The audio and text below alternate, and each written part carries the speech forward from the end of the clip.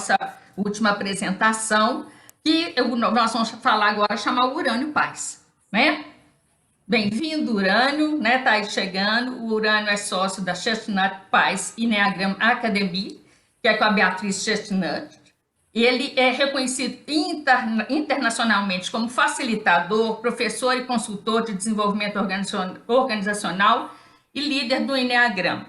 E, além disso, né, tem um papel muito grande aqui junto à nossa IA Brasil, né, que aí por isso que a gente também tem um carinho todo especial. Trabalhou na área corporativa durante mais de 2 décadas e agora ele se especializa em realizar trabalhos de transformações com grupos e indivíduos baseados no Enneagrama. É ex-presidente da Associação Internacional de Enneagrama durante muitos anos. Né? Durante muitos anos, ele trabalhou com o EPTP, que é justamente o programa de treinamento profissional da tradição narrativa mundial da Ellen Palmer, e ele fazia esse trabalho no Brasil, na Espanha, Portugal e Itália. Bem-vindo, Urânio, prazer te reencontrar aqui. Né?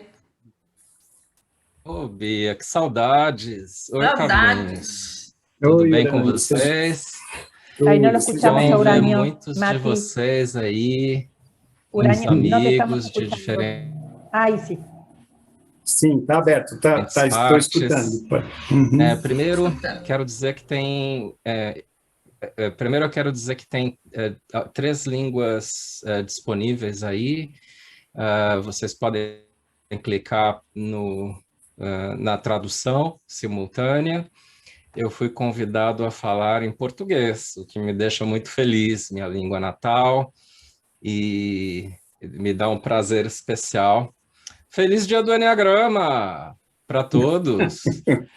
E quero contar para vocês o seguinte, que quando eu estava na diretoria da IEA Internacional Global, e nós criamos, na verdade, é quando eu fui presidente, e nós criamos essa ideia do Dia Mundial do Enneagrama, eu queria contar para vocês que a gente visualizou, porque aquele board era muito idealista e ousado, e quero contar a vocês que a gente pensou na criação do Dia Mundial do Enneagrama como um primeiro passo para um dia o Enneagrama virar patrimônio mundial da humanidade, reconhecido pela Unesco. E eu queria trazer para todos vocês aqui, nesse encontro, essa perspectiva daquela época de que a gente queria chegar lá.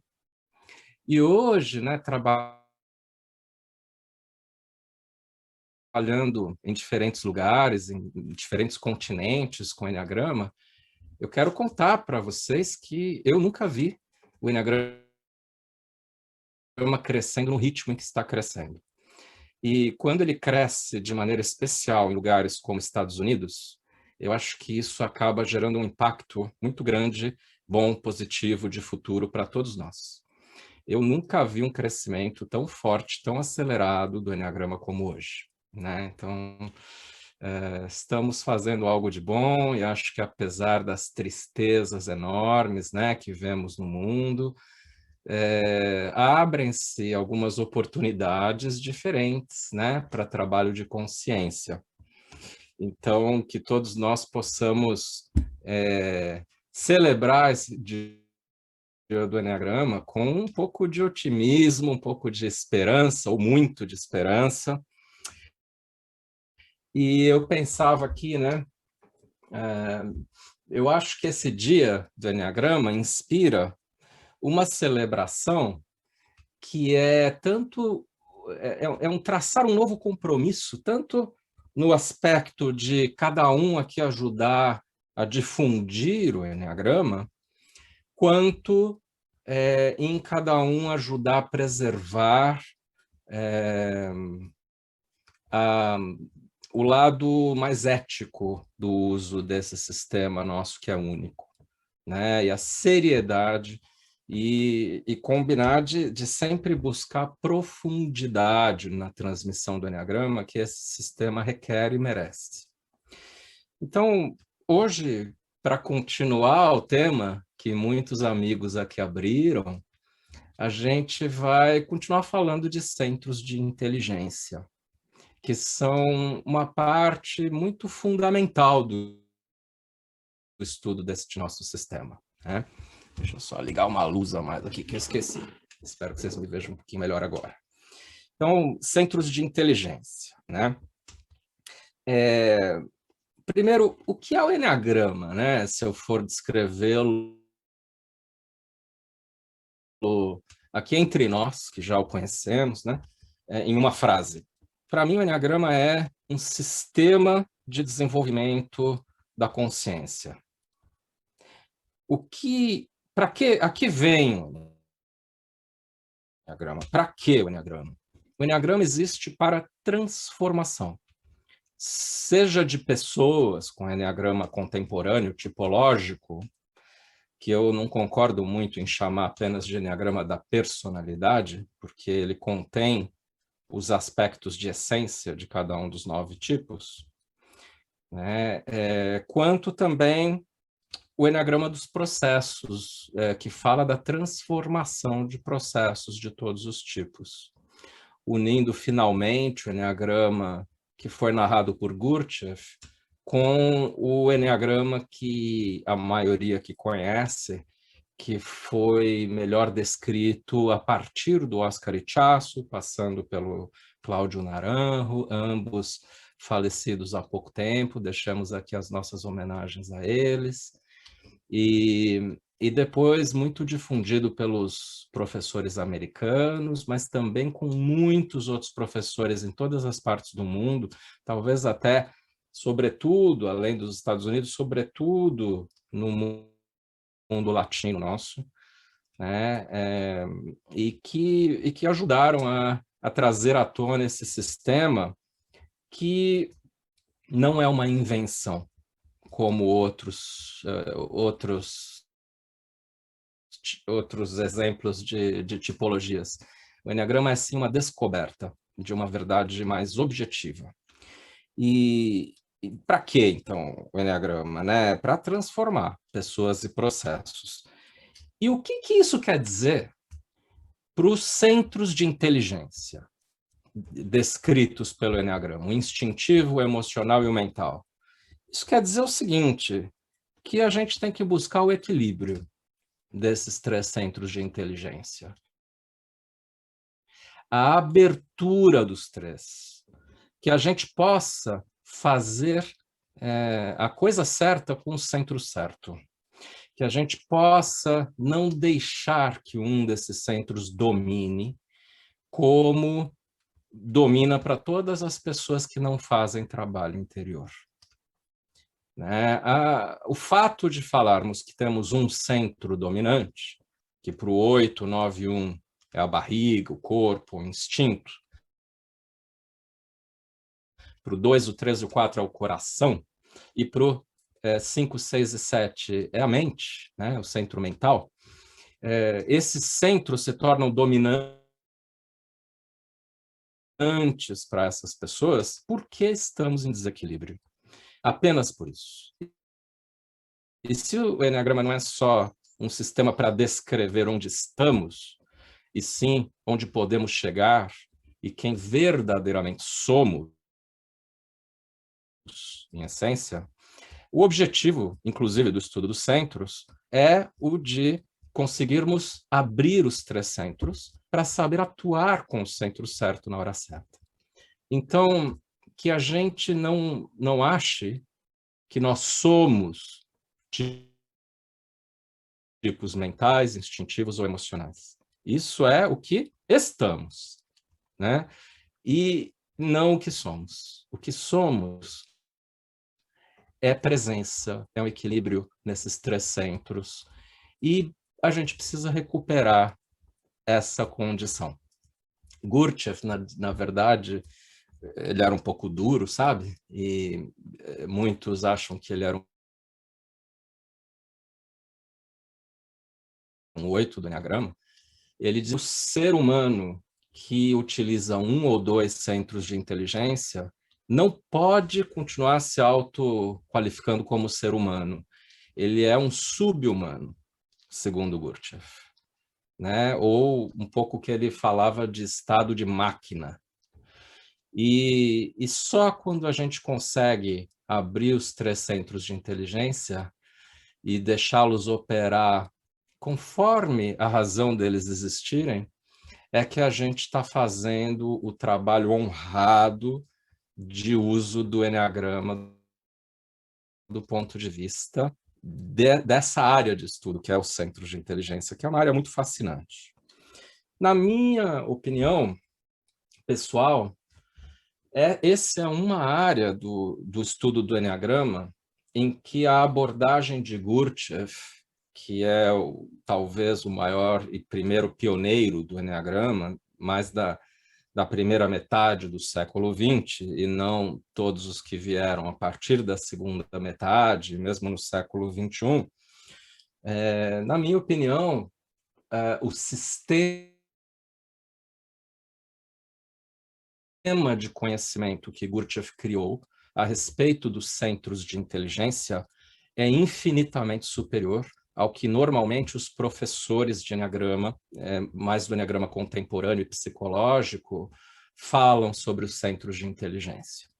É muito superficial o que, em geral, é falado sobre os centros de inteligência.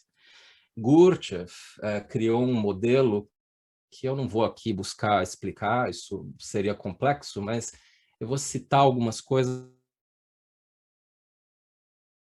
para vocês entenderem a diferença. Ele falava não só dos centros, conforme a gente os conhece, mas ele falava de subcentros ou porções dentro de cada centro. Ele descrevia uma divisão do centro físico, vamos dizer assim, de um jeito extremamente rico, que tem a ver, inclusive, com como aprendemos, ou aquelas coisas mais instintivas que a gente não precisa aprender, elas simplesmente existem para nós como seres humanos vivos, né? Seres vivos, aliás, não só humanos, nesse caso do instinto. E ele descreveu os centros superiores, né? Que me dói muito quando eu vejo abordagens do Eneagrama que ignoram esses centros superiores, porque, do meu ponto de vista, isso representa uma falta de compreensão do que é o Eneagrama e a que ele vem, né? E por que nós temos um Dia Mundial do Eneagrama, inclusive, que é o fato de que buscamos uma transformação, uma conversão da personalidade em essência, né? Se a gente não tem essa visão de que essência existe e que nós podemos buscar nos reconectar a ela, o que significa uma reconexão com a nossa alma, com o espírito, depois de fazermos um importantíssimo trabalho de desenvolvimento psicológico. Se a gente não tem essa visão, aí fica algo faltando no Eneagrama, né? E eu, pessoalmente, se o Eneagrama não tivesse isso, eu não estaria aqui com você. Acho que ele é o que é por causa disso, né? Por causa da possibilidade de emancipação do ser humano. E isso passa pela abertura desses 3 centros de inteligência. Em outras palavras, para mim, a gente só descobre qual é o nosso tipo no Eneagrama, e o subtipo, e a nossa sequência instintiva, para não sermos apenas isso, para conseguirmos chegar a um estado mais avançado de consciência que todos nós podemos chegar, né? E a gente só estuda o que são os centros de inteligência para a gente poder não ter um como dominante e poder abrir os recursos dos outros 2. E também para que a gente possa flagrar como cada um dos centros rouba a energia dos outros, como o centro dominante nosso rouba a energia dos demais centros e faz um papel que nos deixa presos ou fixados na nossa personalidade e que impede que nós cheguemos em níveis maiores de consciência. Então, para mim, o estudo dos centros passa por aí. Agora, eu também acho que é fundamental entender melhor algumas coisas sobre a operação de cada um dos centros inferiores, como Gurdjieff chamava. O centro... Aqui eu não vou usar a linguagem dele, a divisão dele, eu vou chamar de centro instintivo em geral, não é como ele falava, né? Eu não preciso aqui seguir exatamente o que dizia Gurdjieff, né? Estamos entre pessoas que estudam mais o eneagrama contemporâneo, e eu vou falar de 3 centros que são o instintivo, o emocional e o mental. Na nossa linguagem, mais do eneagrama contemporâneo. E eu acho que é preciso entender algumas coisas sobre os 3 centros que nem sempre são bem compreendidas. Porque existem mitos ou, às vezes, uma incompreensão a respeito de algumas das características de funcionamento desses 3 centros. Sobretudo, eu gostaria de falar algumas coisas que eu noto que muita gente chama de intuição em cada um dos 3 tipos de pessoas, né? Aliás, Gurdjieff chamava de ser humano do tipo 1, 2 e 3, né? Que era o instintivo, o emocional e o mental, né? Mas cada um desses 3 tipos de pessoas tem determinados recursos que vêm dessa inteligência dominante e que, por desconhecimento, muita gente chama esses recursos de intuição, sendo que não é intuição. Eu vou explicar melhor o que eu quero dizer, tá? Então, os instintivos, o 8, o 9 e o 1, são tipos viscerais corporais. O que significa isso? Significa, primeiro, que a realidade é apreendida por meio dos instintos primeiro, e as emoções e os pensamentos vêm somente depois, a reboque, e se vierem, né? Eles tentam acompanhar depois, mas tudo começa com uma percepção sensorial das coisas. E isso é algo altamente ignorado pela nossa sociedade, né? Os instintivos, por esse ponto de vista, são os que mais sofrem na sociedade, no trabalho, nas empresas, nas famílias, porque as pessoas não compreendem direito a importância desse centro de inteligência.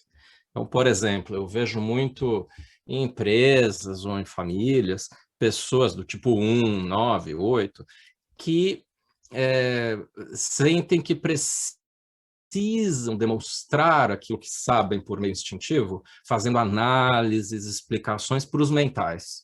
Né? Coitados, eles não precisam fazer isso, mas são obrigados a fazer isso pelos mentais, né? Porque, de alguma maneira, nós vivemos ainda uma ditadura mental nas nossas sociedades. E mesmo os emocionais a inteligência emocional já vem sendo mais respeitada há algumas poucas décadas, né? Desde Daniel Goleman, né?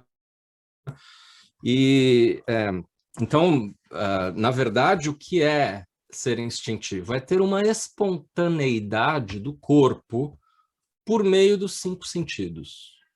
É conseguir cheirar o que está para acontecer, conseguir tatear o ambiente, conseguir, inclusive, sentir aqui, ó, na ponta da língua, o que é que está acontecendo. É meio que sentir um gosto bom ou ruim. A melhor definição que eu já vi na minha vida sobre instinto me foi dada pela minha filha, que hoje tem 13 anos, e ela me deu a definição quando ela tinha 5, 6 anos. Não, na verdade, uns 6 anos, 6 para 7. Ela virou para mim e falou assim, pai, eu queria te falar uma coisa, mas eu quero que você não me ache estranha, louca. Não me julgue. Eu falei, fale, filho, o que é? E ela é uma 8, ela se vê como 8 hoje, né? Ela falou assim, quando eu estou fazendo uma prova na escola e eu sinto que eu estou respondendo a prova de maneira certa, eu sinto como se tivesse um tubinho de ensaio na minha barriga, né? Em que ele fica verde se eu estou respondendo a prova de maneira certa. E se eu estou cometendo algum erro, eu não estou indo para o jeito certo, ele fica vermelho a cor do tubinho de ensaio na minha barriga. E aí eu mudo ou não mudo. Você acha que eu sou louca, papai? Eu falei assim, não, filho, você não é louca. Você tem uma sabedoria muito especial do seu corpo que te faz saber o que é certo e errado de muitas maneiras vantajosas.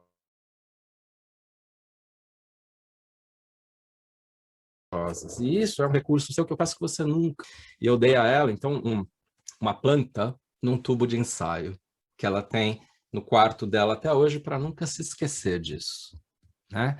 Então, os instintivos têm um pouco dessa espontaneidade, essa sabedoria corporal, e vão fazendo as coisas em tentativa e erro, conforme o que eles estão cheirando. É a sabedoria animal. Do meu cachorro que está aqui do meu lado, o Quito, que ele vai ouvir a campainha antes que eu, alguém se aproximando da casa antes do que eu. Ele é essa capacidade sensorial melhor desenvolvida, né? Bom, todos sabem que a inteligência dominante aqui, né, instintiva, leva a uma emoção predominante, que é a raiva, nessa tríade instintiva. A raiva é diferente para cada um dos três instintivos na direção em que ela assume. Então, para o 8, a raiva é externalizada, ele explode. Para o 1, a raiva é internalizada e ele implode. É o que nós chamamos de ira, né? E para o 9, a raiva é disfarçada ou sublimada e ela vai se acumulando indiretamente. Então, raiva? Que raiva? Paz e amor, né? Para o 9.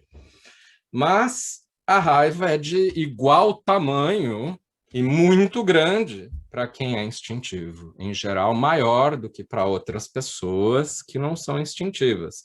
Com algumas exceções, por exemplo, o 4 sexual, por razões de subtipo. Mas, então, essa raiva, assim como as outras emoções dominantes das outras duas tríades, traz algumas coisas que podem ser bem para essa pessoa, desse instintiva, para ela se desenvolver. Não é isso que eu digo.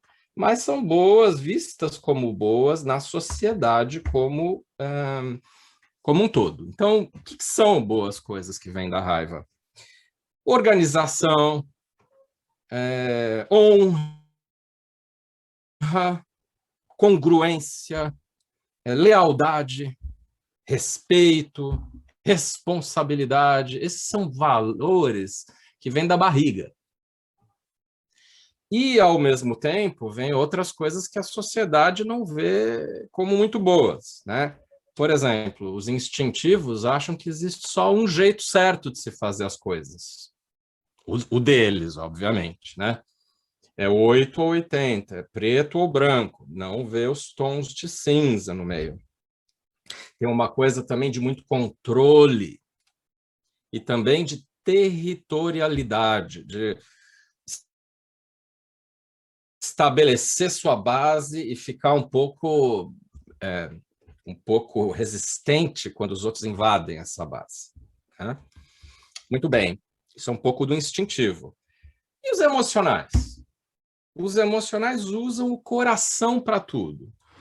Então, só voltando um segundo aos instintivos, vocês compreendem que sentir para onde eu quero ir, farejando, por exemplo, não é intuição, é instinto. Tem gente que confunde as coisas. Não é sexto sentido isso. E sexto sentido existe para qualquer tipo. Apenas não é isso. Isso é instinto. Instinto é essa definição. Agora, o que é emoção? Por exemplo, faz parte da emoção, da inteligência emocional, para o 2, para o 3 e para o 4, uma coisa muito curiosa, que erradamente algumas pessoas acham que é intuição, que é assim, ó, se alguém aqui chega e abre essa porta, se eu fosse emocional, na hora que a pessoa entrasse aqui pela porta, o meu coração se conectaria com um fio ao coração da pessoa e eu sentiria o que ela está sentindo. O meu coração entraria em ressonância com o dela e eu saberia dizer exatamente o que está se passando nas emoções daquela pessoa. Isso não é intuição, isso é emoção. Isso é ser um emocional dominante. Além disso, da mesma forma que os instintivos têm mais competência de conectar os 5 sentidos, os emocionais têm mais competência para conectar o quê? As 4 emoções básicas descritas pela psicologia. Quais são? Tristeza, alegria, medo e raiva. Essas 4 emoções básicas, os tipos emocionais 2, 3 e 4, têm mais facilidade para conectar. E isso inclui o 3. A única diferença entre os tipos do triângulo 3, 6 e 9 é que eles têm dificuldade de fazer uso próprio das inteligências dominantes em cada uma das tríades.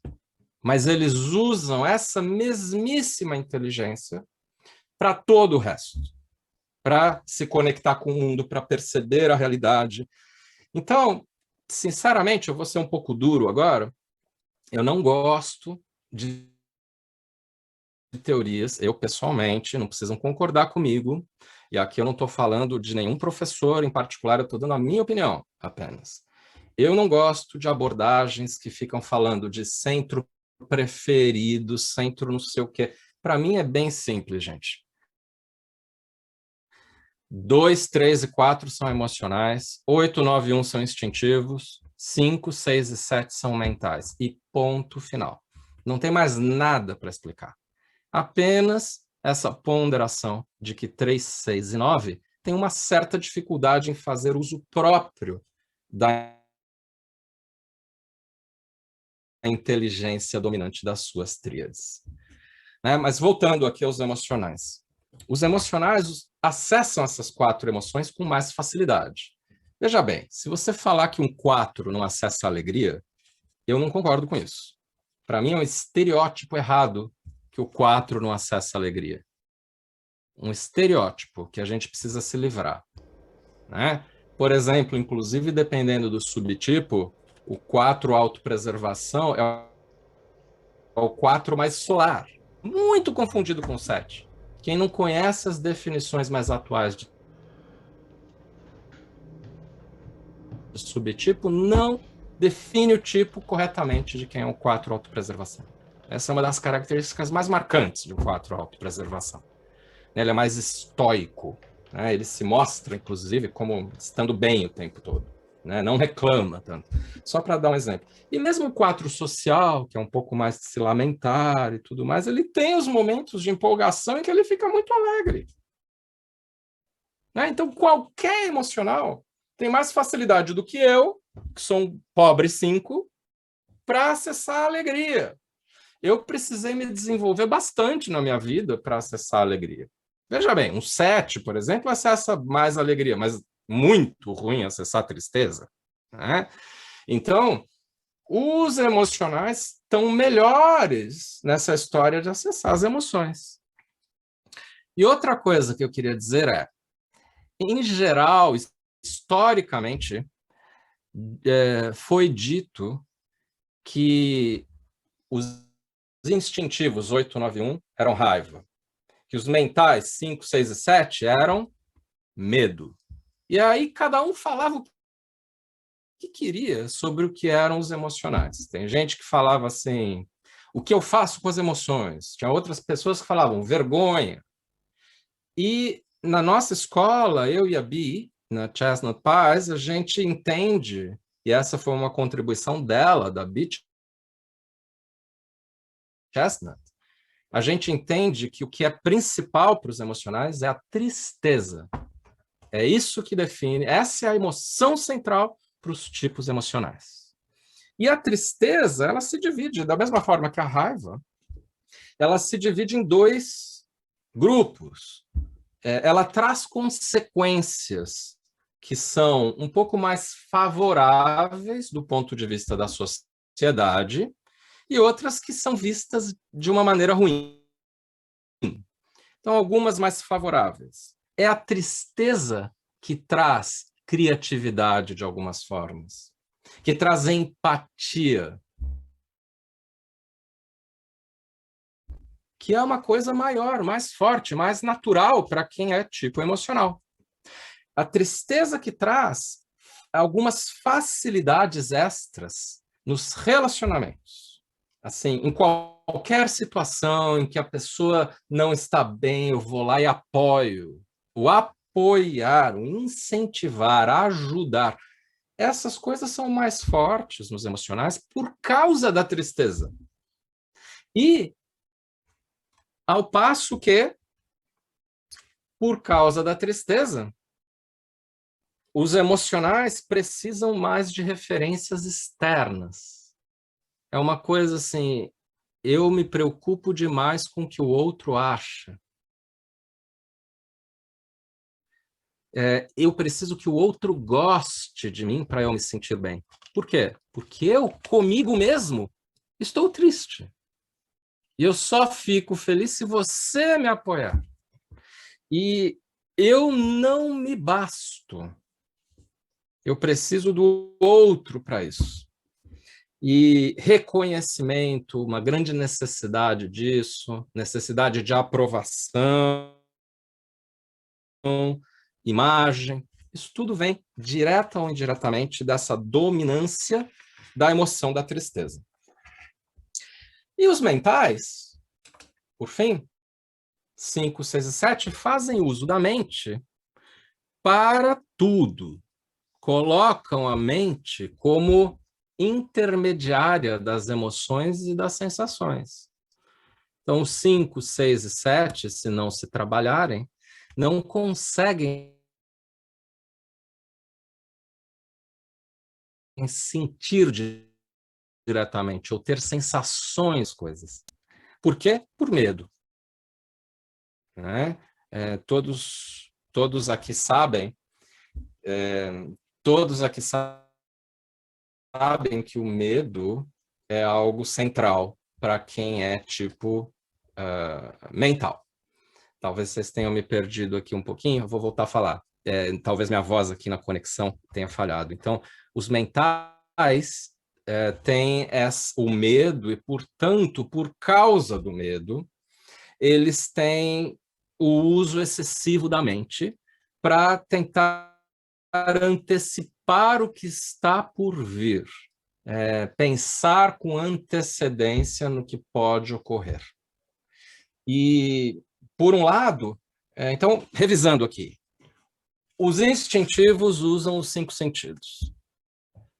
Os emocionais usam as 4 emoções. O que fazem os mentais? Os mentais usam os 3 tipos principais de pensamentos. Quais são? Memória, imaginação e plano. Essas 3 coisas são uma forma de categorizar, dividir em categorias os pensamentos que temos. Inclusive, uma das técnicas principais de meditação, ao se observar a atividade mental, a gente olha o que a cabeça acabou de pensar e classifica. Isso foi uma memória, isso foi uma imaginação, isso foi um plano.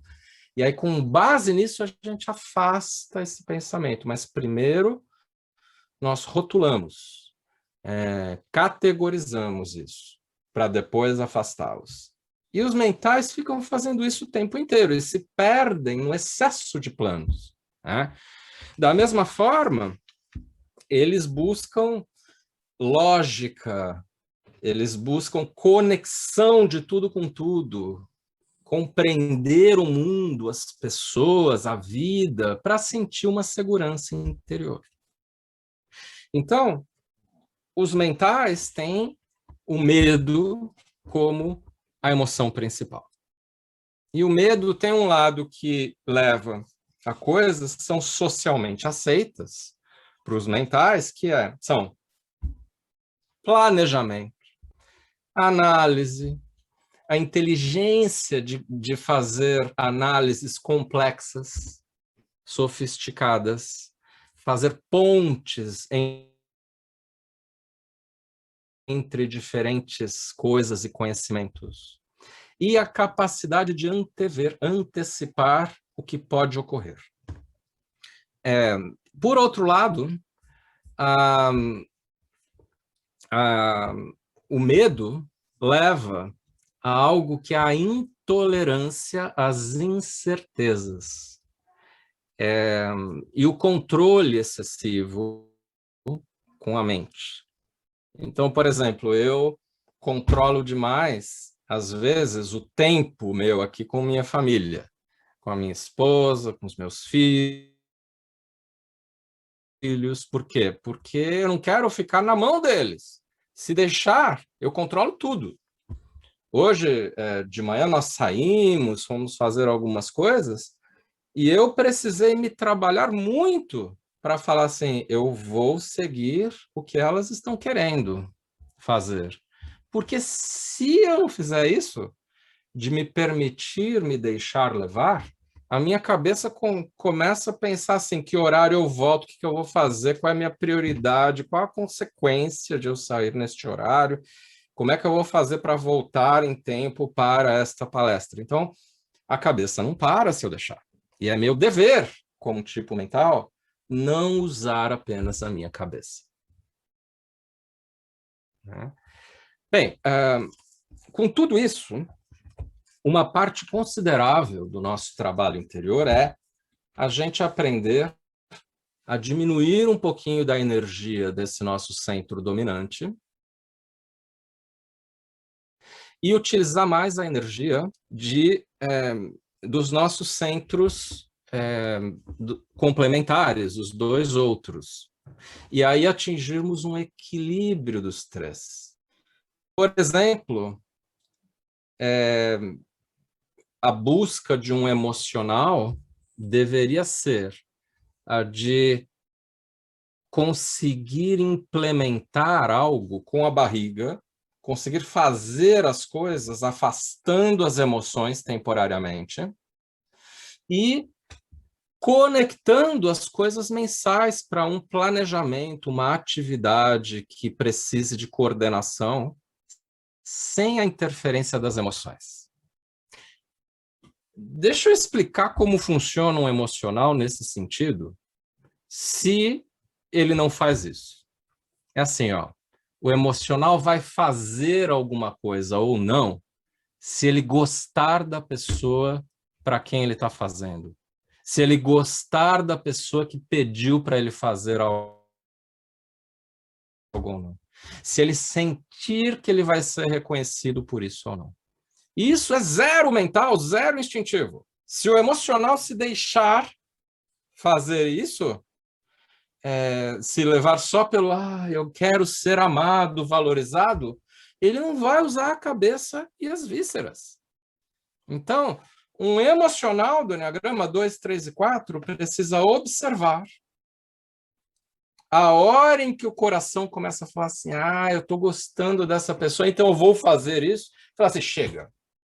O coração não vai dominar toda a minha experiência. Afasta isso, relaxa o coração, eu sinto o meu coração e falo, você se basta. Se a outra pessoa vai gostar ou não, não importa tanto. Eu estarei bem comigo ao fazer isso. E isto que eu vou fazer faz sentido. Vou usar minha cabeça e abaixar minhas emoções. E depois eu vou, inclusive, fazer sem sentir. E se eu me puser em ação mais rapidamente, o meu coração vai se acalmar um pouco. Isso é só um exemplo, né? Algo semelhante precisa ser feito pelos instintivos e pelos mentais, para finalmente acessar o centro certo na hora certa. Cada um aqui conhece técnicas para abrir os 3 centros de inteligência. E algumas atividades universais, como, por exemplo, meditação e outras, podem ajudar a abrir os 3 centros. A respiração integrada dos 3 centros ajuda muito.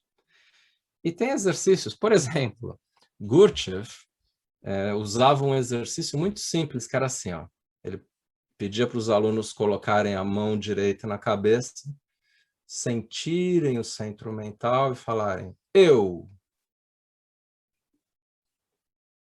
Trazerem a mão ao tórax, sentirem o coração e falarem, estou.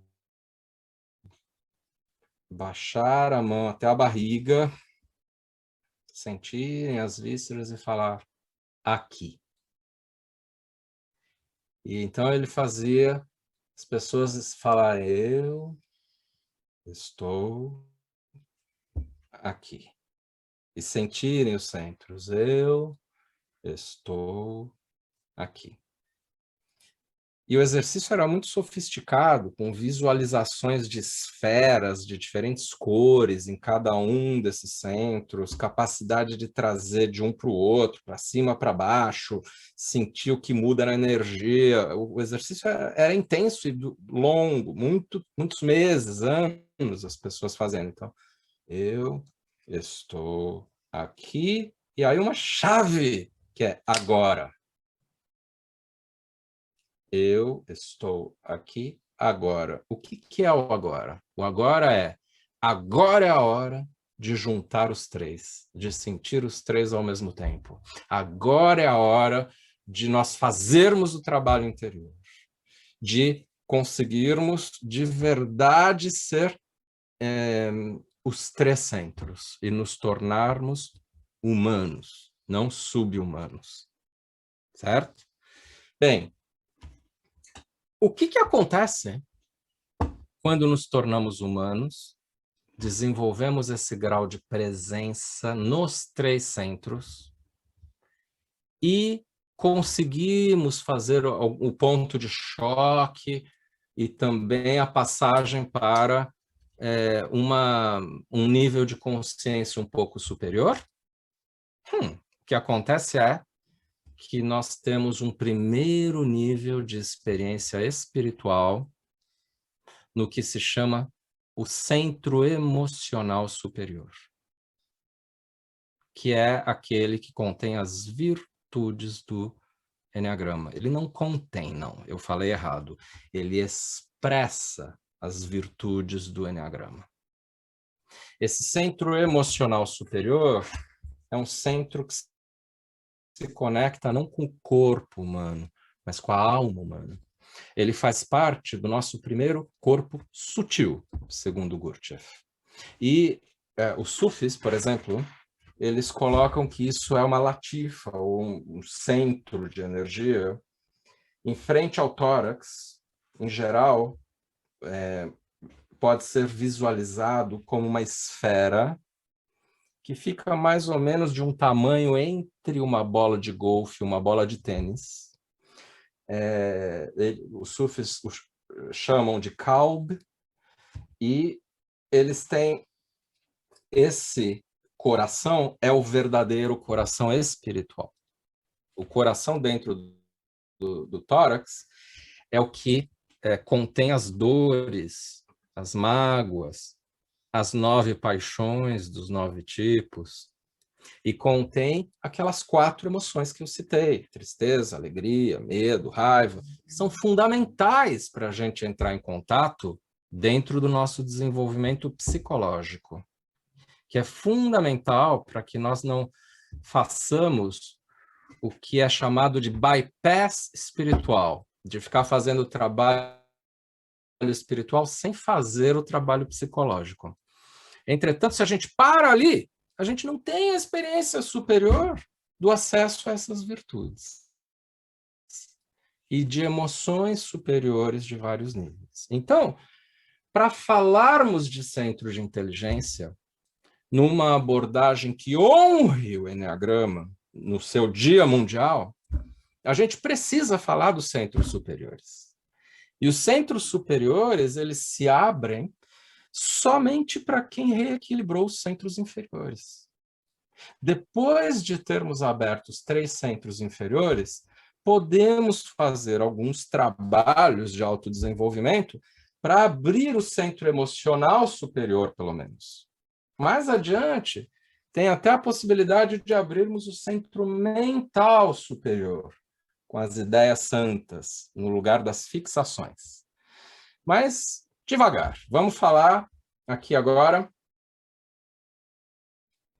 da conversão, como se falava no cristianismo mais esotérico, místico, como se chamava a conversão do vício em virtude, ou das paixões em virtudes, que é passar deste coração para este coração.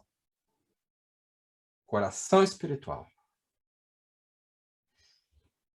E quando a gente fala disto, eu não quero ficar dando aula. Eu quero fazer algo diferente, inclusive para honrar aqui o nosso encontro.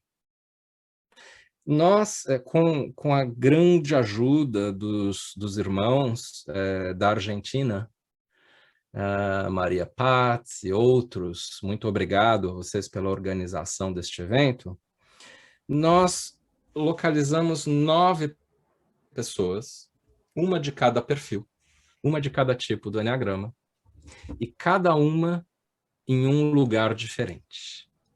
Então, nós temos, por exemplo, a Alessandra, que está entrando no vídeo aí. Olá, Alessandra, você é tipo 3, certo?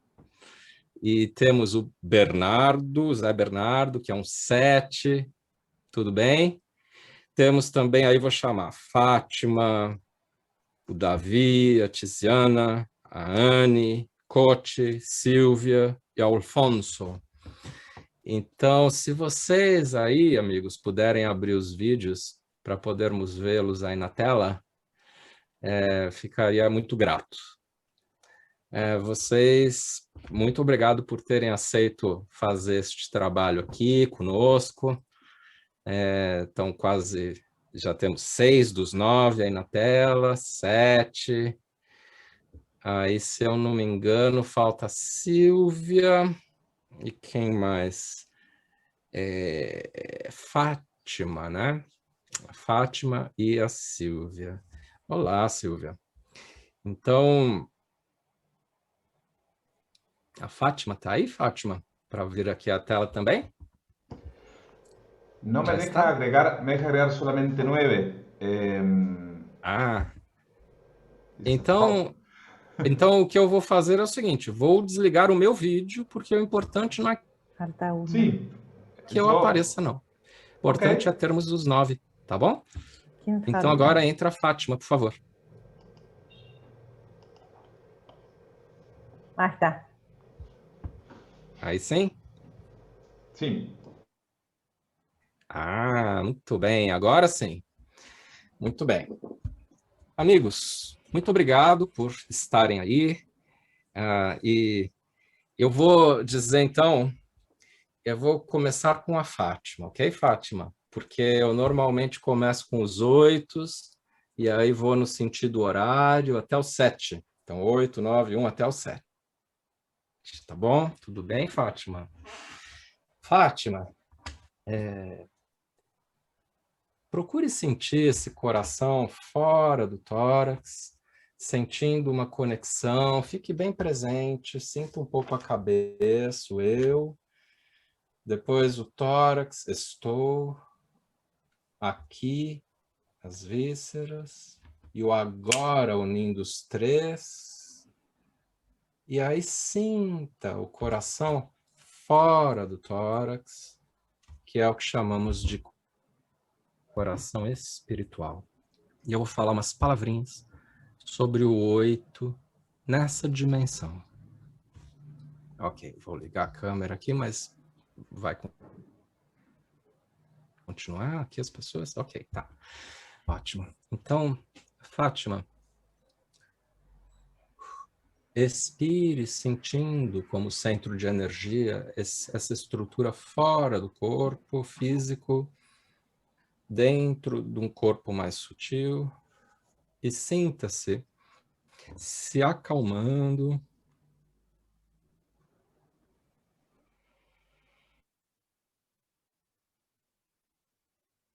conseguindo entrar numa sensação física de não expansão. A paixão do 8, a luxúria, entre outras coisas, significa tornar-se muito grande, sensação física de expansão. E busque não expandir agora. E busque, concentrando a atenção neste seu coração, fora do corpo, buscar uma sensação de inocência, que é a virtude do tipo 8. Inocência é a capacidade de não reação de quem não se protege contra eventuais ataques das outras pessoas. Inocência é o acreditar nas boas intenções e não permita que o seu coração dentro do peito, do tórax, fale qualquer coisa de diferente para você agora. Existe sim uma dimensão de bondade em todas as pessoas. Todos nós temos o bom e o mal dentro de nós. Todos nós. E todos temos, portanto, essa dimensão do bom, da bondade. E se eu me tornar inocente e não reativo, eu consigo conectar um pouco mais a bondade dos outros. Inclusive, dessa maneira, eu consigo desarmar as outras pessoas. E em inocência, Fátima, o 8, ele responde, ele não reage. Ele consegue se colocar à disposição de uma maneira inofensiva.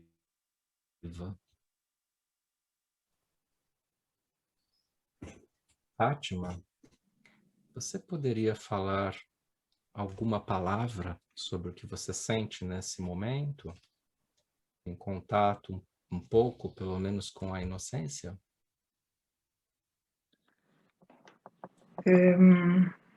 Sinto uma emoção profunda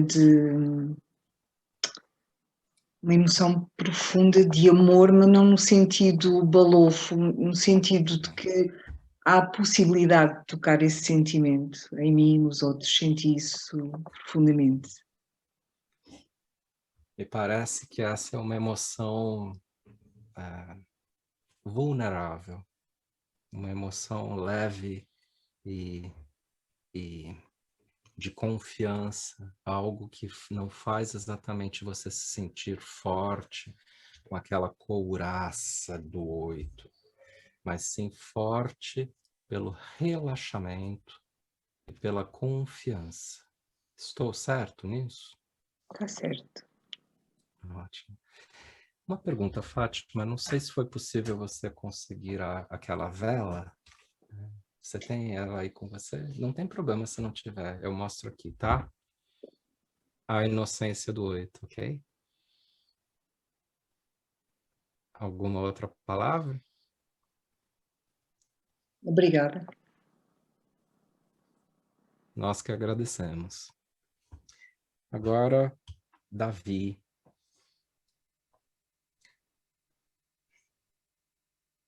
Sabe, Davi, o tipo 9, só uma coisa, Fátima, você fala de Portugal, é isso? Sim. Ótimo. Estamos aqui confraternizando com pessoas em diferentes partes. Olá, Davi, tudo bem? Hola, Uranio. Olá, Sí, ¿de todo dónde bien. hablas? Desde Madrid. Madrid, ok. Então, da Espanha. Sí. Muito bem, Davi. Sabe que o estado emocional normal de um 9 é o que chamamos de preguiça. Você ouve a tradução aí, né? Sim? Sim. Ok, então eu vou falar em português mesmo. O estado emocional normal de um 9 é o que chamamos de preguiça. Mas essa é uma paixão muito pouco compreendida. Preguiça não é falta de ação. Preguiça é assim, Davi. Toda a ação do mundo, menos a certa. A virtude do 9 é a ação certa. É o que se chama de ação certa, ação correta. O que é isso? É o coração espiritual, o 9 em contato com este coração espiritual. Ele sabe o que é aquela uma coisa que ele precisa fazer. E ele sente uma vontade imparável de ir fazer essa uma coisa, com toda a energia do mundo. Ninguém consegue deter um 9 em contato com a ação certa. Mesmo se você puser 30 pessoas do tipo 8 na frente dele, ele derruba todas elas para ir fazer essa ação certa. Porque nesse estado, o 9 mostra para todos nós que ele é o que mais tem energia. Porque a energia não está mais dispersa fora dele. A energia fica concentrada num coração que tem compromisso com aquela uma ação que alguém lá de cima quer que eu faça. Preguiça é a desconexão do saber do coração de qual é essa uma ação certa. E aí o 9 vai tentar todas as outras ações possíveis, se dispersa e se distrai. Então, Davi, busque toda a energia que você dissipou para o ambiente, energia que você jogou para fora, para outras pessoas, outras demandas. Inspire. E traga essa energia para o seu coração espiritual, com a inspiração, e sinta muito tônus no seu corpo agora, muita força, e numa ação certa aqui para o Dia Mundial do Enneagrama, fale-nos, por favor, o que é um 9 em contato com a ação certa.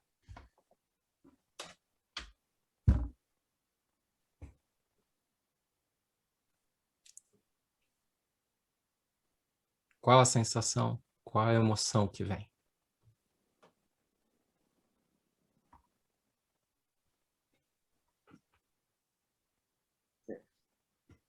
Pues mucha fuerza en la zona del estómago. Sim.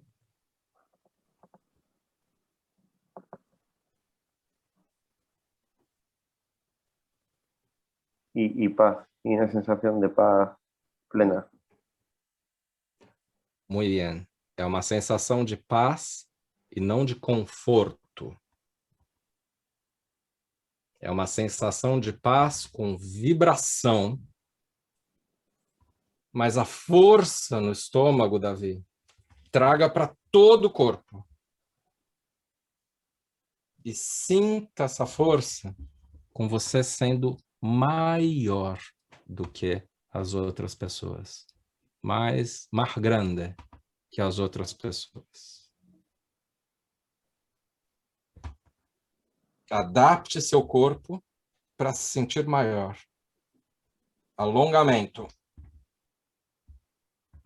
E fica assim, com presença, Davi. Muito obrigado. Agora, Tiziana. Muchas gracias. A ti. Tiziana, tudo bem? De onde você fala?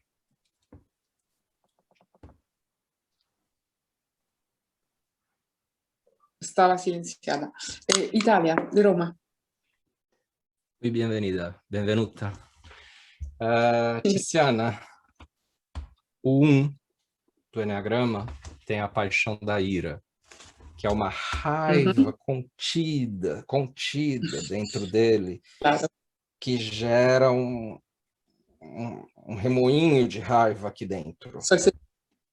Sim? E Soy sexual. um sexual, que pode ser que ele coloque um pouco mais para fora isso, mas ainda assim fica bastante dentro. E quando essa energia vem para cá, Tiziana, para o coração espiritual, o 1 entra em contato com a serenidade. O que é serenidade? Serenidade é o não julgamento de si mesma e, consequentemente, o não julgamento do outro. É um grande relaxamento do corpo. Uma capacidade de não contrair o corpo quando vem algum impulso por prazer. É uma capacidade de respirar até a base da barriga, no ponto Hara, ou Dantian, ou Kath, que é lá logo depois da cavidade abdominal, onde eu relaxo e onde eu consigo me permitir. E nesse momento, Tiziana, vem um sorriso. Um sorriso que não é qualquer sorriso. É o que se chama às vezes de sorriso do Buda. De quem está em paz interior. Então, em contato um pouco com essa virtude da serenidade, que palavra vem para você?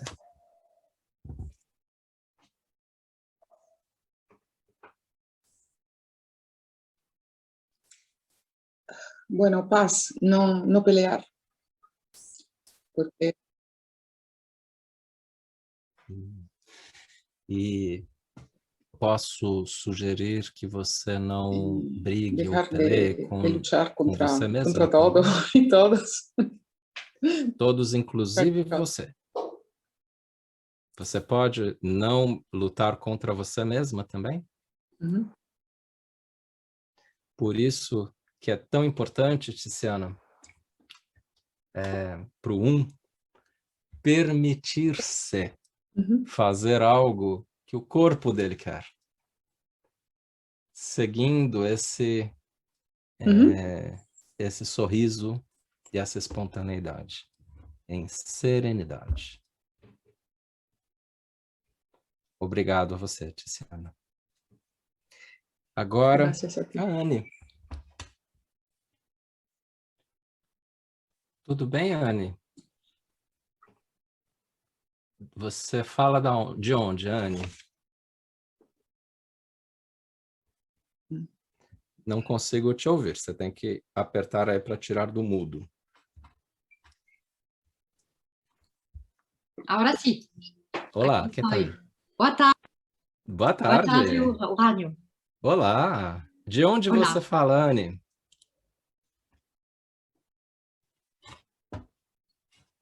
Não escutei a pergunta. De onde você fala? Onde você está? Estou falando desde Chile, Santiago de Chile. De Igual Santiago? sou francesa. Ah, França e Chile. É um encontro bem internacional. Sim, bem internacional. Feliz dia do Eneagrama, Anne. Então,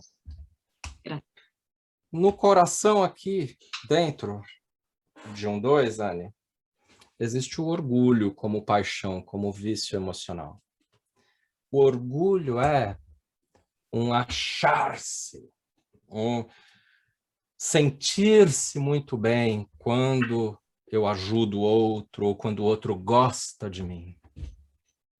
Um sentir-me capaz de fazer qualquer pessoa gostar de mim. Sentir que eu tenho as soluções para as necessidades das outras pessoas. Sentir que eu não tenho necessidades, eu tenho só soluções para os outros. Eu não preciso de nada. Orgulho. Inclusive, nós sugerimos, às vezes, um mudra do orgulho, que é inflar o tórax, olhar para cima, ativa o orgulho. E o mudra contrário a isso, para acessar um pouco mais a virtude da humildade, é o de trazer os ombros para frente, tórax para trás e olhar para baixo. O que é humildade? Humildade é a compreensão que todos nós precisamos ter, não só o dois, de que, na verdade, não somos nada, não somos ninguém. Somos humus, terra, cinzas. Temos muito pouca importância individual. Humildade de eu não querer ser.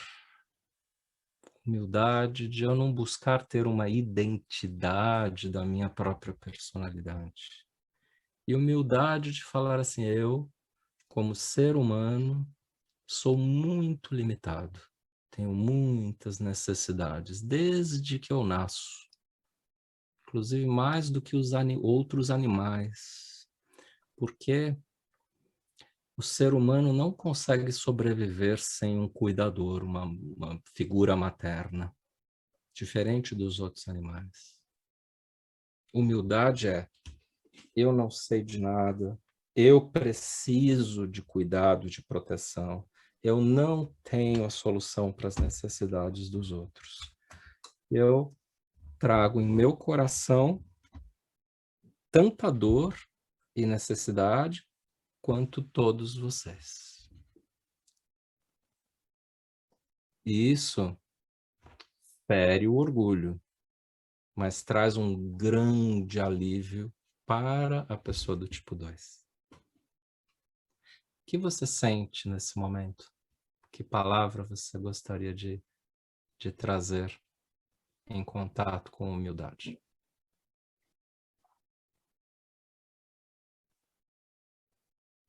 Siento compasión para mí, Inclusive, y los demás dos, y para todos. Me conecto con la compasión.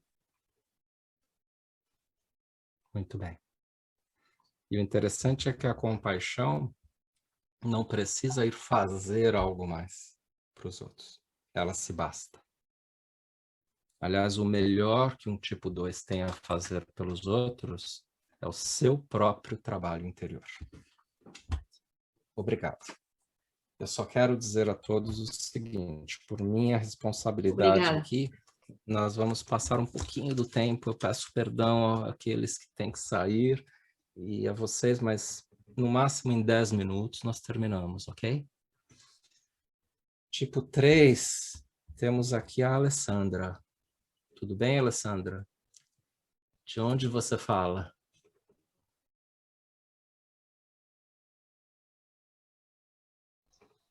Tudo bem, eu falo do Brasil, Brasília. Da capital do Brasil. Muito prazer, Alessandra.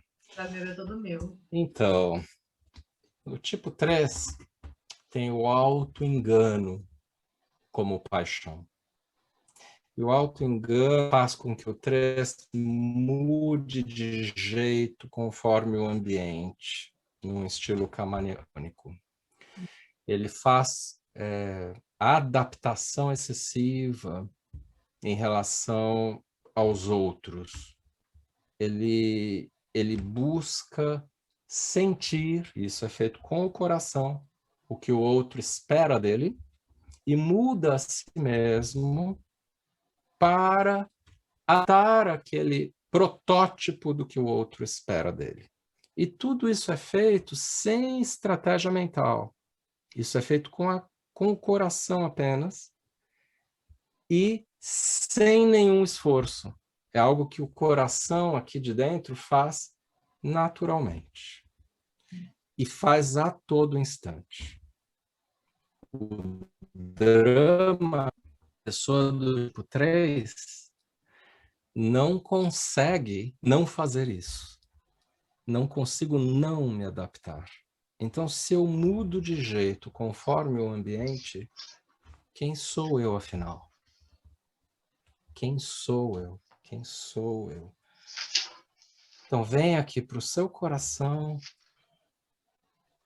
e vamos falar um segundo da virtude da veracidade. A veracidade, Alessandra, é a capacidade de eu não buscar ser ninguém, de eu apenas ser, de eu apenas sentir, de eu apenas estar. É a vontade de um coração de não ser nada a não ser emoção e sentir. De ser um reflexo do que quer que chegue perto dele. A vontade de não mudar a si mesmo para agradar e aceitar o que vier. Pessoas que gostem ou que não gostem de mim. Em veracidade, a pessoa do tipo 3 relaxa por não sentir mais que ela precisa se tornar algo. Veracidade é a vontade emocional superior de não ser nada que eu não sou. E nesse momento que você saiu um pouquinho de dentro do coração do auto-engano e sente a veracidade, quais são as palavras que te vêm, Alessandra? E veio paz, plenitude. Isso. E vem uma quietude que talvez você note, né? É normal quando a gente entra em contato com essas virtudes que não dê vontade nem de falar nada, tá? Vem uma coisa, inclusive, de você não tentar ser protagonista, né? Que isso dá uma paz muito grande ao 3. Bem-vinda. Obrigada. O 4, Cote. Tudo bem, Cote? De onde você fala? Hola Ceci. Olá. Córdoba, Argentina. Oh, muy bien, Córdoba. Cote, o 4 tem aqui dentro do coração a paixão da inveja como o padrão emocional principal, que não é melhor ou pior do que nenhuma das outras paixões. Em inveja, os 4 se comparam com as demais pessoas o tempo todo e sentem que para ele falta algo que os outros têm.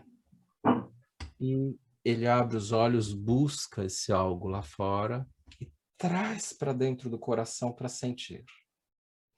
Então, é parte integrante da inveja a facilidade em valorizar o que está ausente e a dificuldade de valorizar o que está presente. O que eu já tenho, o que eu já sou. Eu não valorizo isso, valorizo apenas o que eu não tenho. E, Cote, isso faz com que o 4 viva, sobretudo no mundo interior, aqui dentro, sentindo, sentindo, sentindo.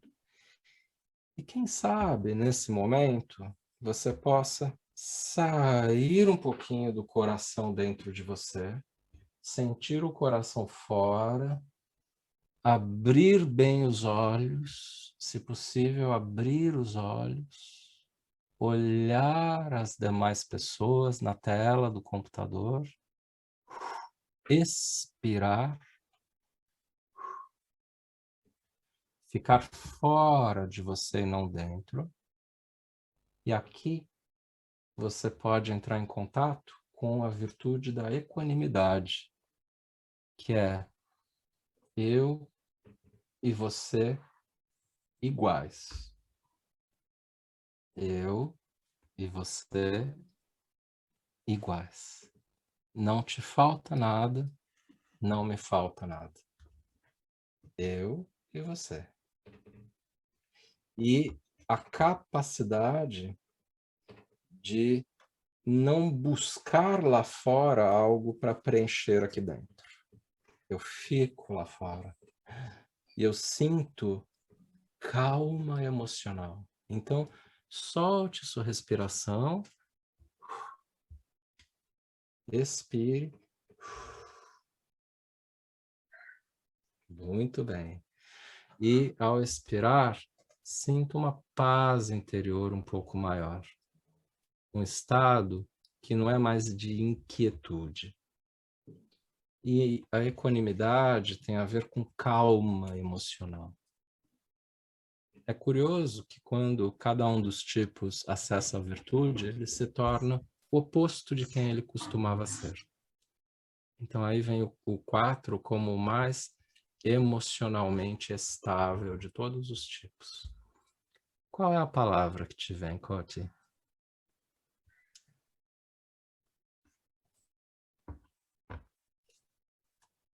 Calma. Muito bem. Muito obrigado a você. O tipo 5 aqui, minha colega 5. Silvia, tudo bem? De onde você fala? Oi, de Oi? Portugal, perto de Lisboa. Muito bem, muito prazer. Silvia, nós 5 temos no coração inferior, no centro emocional inferior, a paixão da avareza, que é um fechamento do coração, tanto para o receber quanto para o dar. Um grande medo do sentir.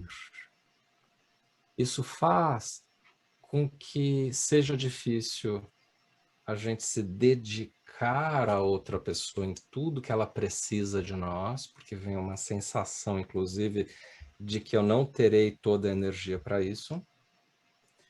E também uma dificuldade de receber tudo que a pessoa tenta nos dar. É curioso e difícil, porque mesmo que a gente peça algo para o outro, é difícil receber na hora que vem. A gente se contrai em medo do receber. A sensação é, não será o suficiente, logo depois a pessoa não vai me dar mais, e eu me contraio. E eu guardo dentro do coração algumas coisas que eu obtive na vida, boas ou ruins, que me trazem uma sensação de preenchimento.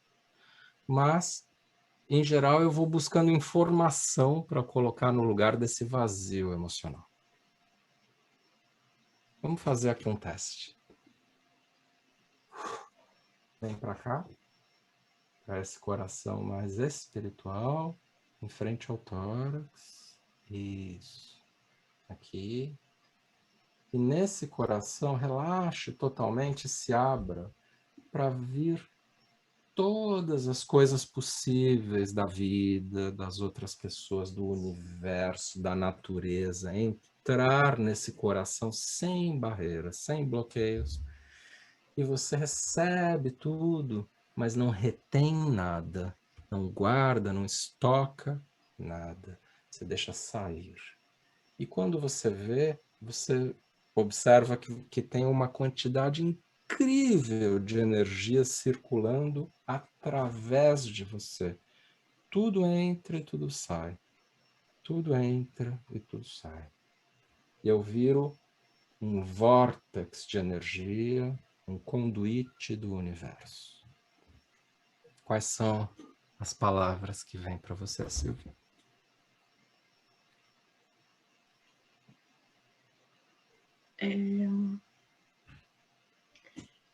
É muita emoção junta. Toda essa energia a passar por esse centro, entra e sai. São muitas emoções ao mesmo tempo que não são o habitual. Nada mal para uma 5. Obrigado. Obrigada. Nosso César, Alfonso. Tudo bem, Alfonso? Você fala da Colômbia, não é mesmo? Hola, Uranio, ¿cómo estás? Olá, que tal? Como estás, amigo? Bogotá, Colômbia. Sim, que bom. Alfonso, o coração em medo, a paixão dos 6, é um coração trêmulo, um coração ansioso. É um coração que não sente que está acima da barriga, repousando na almofada da barriga, num colchão da barriga. Então ele se sente solto no ar trêmulo e ele tem que olhar para todos os lados para ver se tem algum risco, tem que se proteger ou atacar, e ele fica lá nessa ansiedade. Esse é o coração de medo. Agora, pegue toda essa energia e jogue aqui para fora. E sinta um coração de coragem. Coragem tem a ver com abrir o coração e seguir adiante, mesmo que eu sinta medo. E a simples definição de que darei agora um primeiro passo, sem procrastinação, me traz força, autoconfiança, confiança, determinação e toda a capacidade de relaxamento ao agir. Uma sabedoria de que eu saberei o que fazer enquanto eu estiver fazendo, sem precisar aguardar nada mais. E nesse coração espiritual eu me deixo levar pelo fluxo da vida. Que palavras te vêm, Alfonso, amigo? La palabra que siempre me encontré desde el enagrama es la confianza. La confianza en mis capacidades, la confianza en mis acciones y la confianza en mis pensamientos y de mis emociones. De escuchar mi corazón siempre que voy a tomar una decisión. Gracias, me alegra Uranio. mucho. Y sabes, Oscar Ichazo decía que ao observar os meus pensamentos, emoções e sensações como válidos e capazes, eu posso ir além deles e pensar que eu nem sou eles, eu sou essência, sou minha alma. Em essência, eu recebo a inspiração necessária para saber para onde ir. Obrigado. E, por fim, Gracias. O 7, José Bernardo. Tudo bem? Hablas del DF de México, ¿ah? ¿Verdad? No te oigo. A ver. Se pode tirar do mudo. Sim. Ok, graças. Tudo bem? Tudo bem. Tudo bem? Você tá falando do Distrito Federal do Brasil? Eu estou no Brasil, Brasília, tá. DF. Ok. Tudo bom, José Bernardo? Tudo bem com você? Prazer revê-lo. Tudo bem, muito prazer revê-lo. Bernardo, falemos do 9 um instantezinho, do 7 um instantezinho, querido tipo 7. O coração do 7 aqui dentro, ele é ávido por uma coisa a mais, e outra, um pouco de tudo, variedade. É isso que é a gula. A gula não quer intensidade em uma coisa, ele quer um pouco de tudo. Não precisa de muito, ele quer um pouco de todas as experiências. Ele quer viver tudo que existe para viver. Ele quer saborear um menu degustação da vida. Ele quer não ter limites, ele quer ter liberdade. Isso é o coração básico do 7. Então, proteja o seu aí e venha aqui para fora em outro coração, que é o coração que hoje nos faz celebrar o Enneagrama. E nesse coração espiritual, sinta algo bastante único, que é a energia física sua descendo da cabeça para todo o corpo e enraizando você no chão, com o auxílio das flechas para o 5 e para o 1. Com o 5 você vai para dentro e com o 1 você vai para baixo. E aí você sente um prazer diferente, que é, na verdade, não um prazer, nem uma alegria, é uma felicidade de paz interior, de simplesmente estar presente neste momento. E não importa o que você esteja fazendo, não importa, porque se você estiver vivendo o agora desse jeito, você terá esse preenchimento interior. Aí o 7 descobre que ao invés de buscar fazer o que ele gosta, ele pode começar a gostar do que ele faz, do que estiver acontecendo aqui e agora. E aí ele opta por não buscar alternativas, não buscar diversificação. Ele opta por ficar presente apenas no que está acontecendo aqui agora, mantendo foco e unidirecionamento, obtendo um outro tipo de satisfação, que é uma satisfação que preenche mais por dentro e leva para longe a ansiedade dele. Quais as palavras aí, Bernardo, para nós?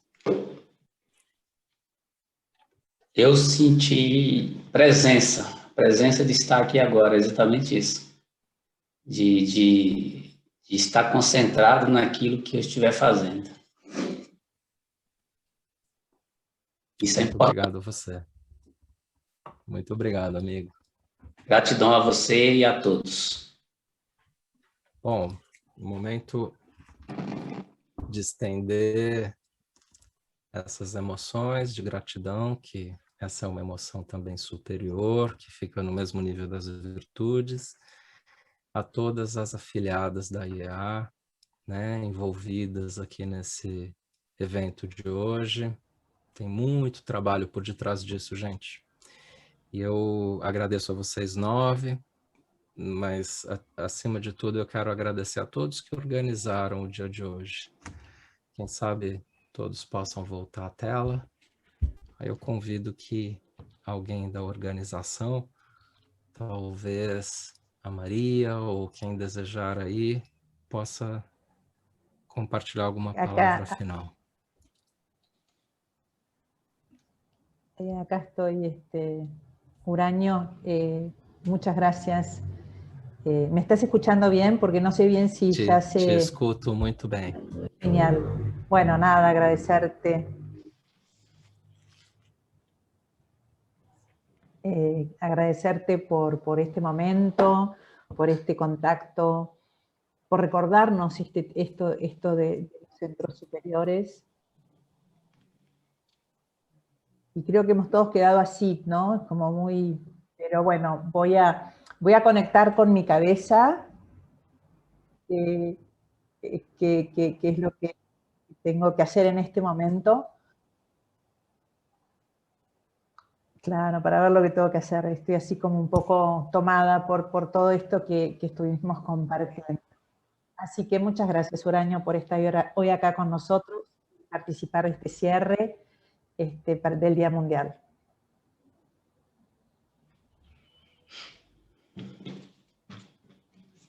Muchas gracias. Gracias. Obrigado. Interesante. Muchas gracias, María, y todos ustedes. Obrigada, Uranio. Obrigada a todos. Obrigado. Um prazer volver a ver-nos um ano después. Obrigado, gente. Muito bom.